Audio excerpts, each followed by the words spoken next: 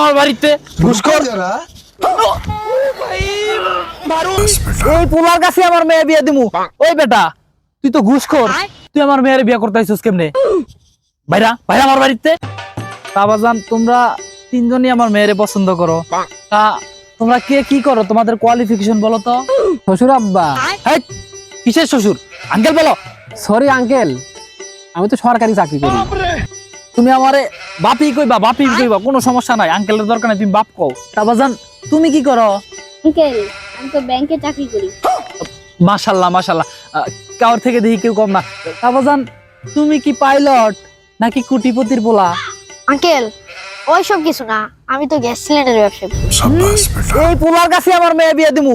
ওই বেটা তুই তো ঘুষখোর, তুই আমার মেয়ের বিয়ে করতে আইছিস কেমনে? ভাইরা ভাইরা আমার বাড়িতে।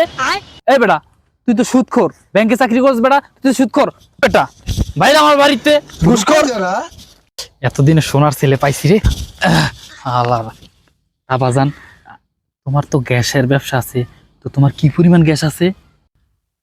আব্বা আমি তো গ্যাসের ব্যবসা করি না, আমি শুধু গ্যাসের সিলিন্ডারের ব্যবসা করি। मारो मुझे मारो मारो मुझे मारो मारो नहीं ये